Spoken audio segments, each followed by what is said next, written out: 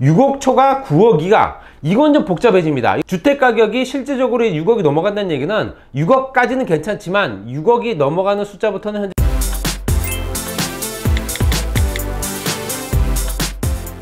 네, 안녕하십니까. 부동산 매거진의 박영신 소장입니다. 오늘 주제는 취득세 관련된 내용입니다. 이 세금 관련 내용은 워낙 내용이 방대하다 보니까 한 해분에는 할 수가 없어요. 그래서 일단 오늘은 취득세만 가지고 얘기를 할 거고요. 취득하는 순간에 얼마의 세금을 내야 되는지 모르는 사람들도 굉장히 많습니다. 할인을 받을 수 있는 것도 제대로 못 받을 경우도 있고 하기 때문에 그걸 가지고 오늘은 주제를 삼아서 말씀드릴 거고, 올해 주요 추진 과제가 뭐냐를 한꺼번에 빠르게 한번 말씀드릴게요. 1분기부터 4분기까지 현재 분기별로 해서 어떤 형태의 부동산 정책을 폈느냐. 첫 번째 1분기에는 다주택자 취득세 중과제도 완화, 다주택자 양도세 중과 배제 연장, 규제지역 다주택자 주택담보대출 금지 규제 해제, LTV 상한 30% 적용, 거기에 규제지역 추가 해제. 규제지역 추가 해제는 됐죠. 했기 때문에 지금 현재 남아있는 건 강남, 서초, 송파, 용산 딱 4군데만 남았고요. 과도한 실거주 및 전매 제한 완화, 이것도 현재 진행되지 어렵습니다. 왜냐면 분양가 상한제 지역에 한해서 2년 정도 무조건 실거주를 해야 된다 하는데 실거주 의무가 아직까지 국회를 통과를 못했습니다. 그렇기 때문에 이거는 실거주는 무조건 하셔야 되고, 안 하시게 되면 과태료 물립니다. 거기에 보유주택 주택담보대출 규제 완화, 그 다음에 재건축 안전진화 합리화 방안 시행, 이것도 발표된 내용이고요. 시유지 부동산 PF 보증 확대나 미분양 PF 보증 신설 조기 시행, 표준 건축비를 현실화하겠다, 그다음에 특례 보금자리론 시행, 그 다음에 신규 매입 임대사업자 2호 이상 등록 시 등록을 허용한다 라는 내용이 딱 1분기. 2분기는 1주택자 현재 재산세 공정시장가액 비율 인하, 이건 인하했죠. 그 다음에 매입 임대사업자 대상 세제 인센티브를 현재 복원시키겠다. 거기에 15년 이상 장기 임대사업자 인센티브 요건을 완화하겠다. 그 다음에 2호 이상 매입 임대사업자의 세제 혜택을 제공하겠다. 2분기에는 실제적인 임대사업자를 위한 정책들이 좀 나왔고, 3분기에는 분양 및 주택 입주권 단기 양도세율 20년 전 수준 환원, 이건 했죠. 했기 때문에 3년 전 수준으로 환원이 된 거고요. 임대차 입법 방향에 대한 협의를 하겠다라는 게 4분기입니다. 아무것도 못하고 있죠. 국회 통과된 게 거의 없어요. 실질적으로 발표는 했으나 진행되지 않는다는 내용들이 거의 대부분입니다. 정책이 발표됐다고 해서 그게 시행되는 건 아닙니다. 자, 말씀드린 대로 취득세부터 말씀드릴게요. 취득세가 부과되는 주택 기준은 뭐냐? 일반 주택, 그 다음에 조합원 입주권, 주택 분양권, 그 다음에 주거용 오피스텔, 이거는 공시지가가 1억 원 이하인 경우에는 취득세가 없습니다. 그렇지만 공시지가 1억 원 이하짜리 오피스텔을 뭐하러 삽니까? 살 필요가 없죠. 상속주택, 상속 개시일부터 5년이 지난 주택은 반드시 취득세가 납부가 돼야 되기 때문에 5년 동안에는 취득세가 부과를 안 합니다. 그렇지만 이제 5년이 지나면 당연히 취득세 납부하셔야 되고, 임대주택과 신탁주택 이렇게 딱 정의될 수 있어요. 그러니까 이런 것들은 무조건 취득세가 부과된다 라고 보시면 될 것 같고, 그 다음에 현재 취득세율표를 보게 되면 얼마 전에 발표된 그 정책적인 부분에서도 취득세를 인하하겠다는 내용들이 있었어요. 근데 그것들이 현재 실행은 안 되고 있는 상황이고, 일단 현재 상황만 보게 되면 주택이 있고 주택이 아닌 상품들, 토지,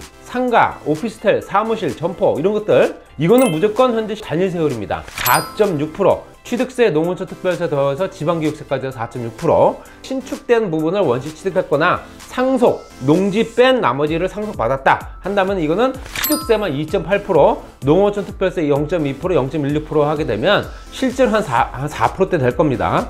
무상취득, 이건 증여죠. 증여 같은 경우는 기본세율이 3.5%부터 시작합니다. 거기 농어촌 특별세 0.2%, 0.3%. 농지 같은 경우도 매매가 되는 경우가 있죠. 매매를 실제적으로 내가 신규 농지를 내가 매입을 한다 했을 때는 무조건 3%, 3.4% 정도 내신다 보시면 될 것 같고, 2년 이상 작용을 했어. 작용이라는 거는 자기가 스스로 농사를 졌다는 얘기예요.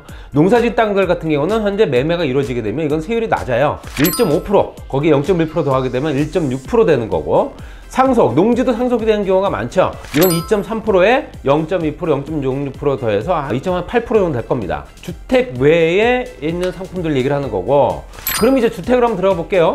주택 같은 경우는 아파트, 빌라, 우리가 알고 있는 전입신고가 가능한 물건들을 대부분 다 얘기를 하는 거고, 주거용 오피스텔도 포함되는 겁니다. 집이 한 채 있는 사람이 있을 수 있죠. 처음으로 취득한 사람 같은 경우는 그건 금액이 얼마냐? 6억 이하짜리냐? 아니면 6억 초과 9억 이하냐? 9억 초과되냐, 이렇게 세 구간으로 딱 나눠지는데, 6억 이하인 경우에는 단일세율이에요. 1.1% 내는 거고요.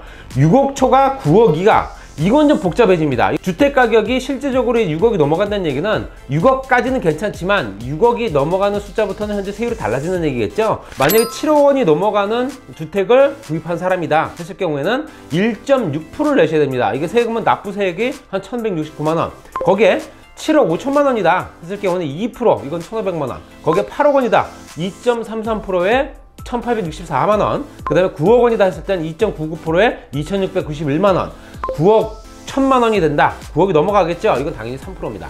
3%에 그냥 2,730만 원 딱 보시면 돼요. 내가 주택 취득했을 때 이게 현재 얼마에 취득을 하느냐를 가격을 보시게 되면 세율이 딱 정해져 있기 때문에 그 세율대로 세금을 내주시면 돼요. 이제는 2주택자부터 좀 복잡해져요. 그 물건이 어디 있느냐에 따라 다릅니다. 강남, 서초, 송파, 용산에 있느냐, 아니면 나머지 외지역에 있느냐. 조정대상 지역 같은 경우는 2주택자는 무조건 8%입니다. 현재 9% 된다고 보시면 돼요. 왜냐면 농어촌 특별세가 현재 0.6%, 지방교육세가 0.4% 더해서 이게 1% 되거든요. 그럼 9% 되는 거고요. 그 다음에 조정대상 지역에서도 금액이 있지 않습니까? 6억 이하, 6억 초과, 9억 이하, 그 다음에 9억 초과 이렇게 된다면은 9억 이하 같은 경우는 2주택자라 하더라도 6억 이하인 경우에는 세율이 낮아요. 요거는 1.1%. 우리가 1주택자 같은 경우 1.1% 말씀드렸었죠? 똑같은 세율이에요. 조정대상 지역, 강남, 서초, 송파, 용산에 6억 이하짜리 주택이 있냐 없냐, 그게 중요하죠? 없어요. 그리고 당연히 이거는 아무 의미가 없는 거고요. 그래서 6억 초과 9억 이하, 그리고 0.2%의 농어촌 특별세 따져서 봤을 때 9억 원, 1.99%에 2,691만 원, 이런 형태로 세금이 현재 그 구간별로 했을 때 금액별로, 구간별로 금액이 다르다. 이거는 그렇게 아시면 될 것 같고, 9억 초과되는 거는 무조건 3% 이렇게 보시면 될 것 같아요. 조정대상 지역이 아닌 지역에서는 기본적으로 1주택자의 세율을 그대로 적용받는 거고, 조정대상 지역인 안에 물건을 사는 2주택자 같은 경우는 현재 무조건 8%다. 이렇게 정리하시면 돼요. 그 다음에 3주택자, 조정대상 지역은 무조건 12%, 농어촌 특별세 1%, 0.4% 더해서 13.4% 이렇게 보시면 돼요. 그 다음에 이제 4주택자는 그냥 무조건 12%예요. 이건 조정 대상 지역이든 아니든 간에 무조건 12%. 이건 법인도 마찬가지예요. 비싸지면 비싸질수록, 지역이 좋으면 좋을수록 세금은 더 많이 낼 수밖에 없다. 이렇게 보시면 될 것 같고, 이것들이 지금 현재 실제적으로 어떻게 부과가 되고 그 부과된 기준에 따라서 앞으로 또 어떻게 진행될 수 있을지, 이런 부분은 다음 시간에 한번 제가 말씀드려 볼게요. 그래서 내가 취득하는 주택이 현재 규제지역이냐 규제지역이 아니냐, 얼마짜리 주택이냐, 이거에 따라서 좀 달라진다. 이렇게 보시면 될 것 같아요. 구독, 좋아요, 알람 설정 꼭 해주십시오. 자, 다음 시간에 뵙겠습니다.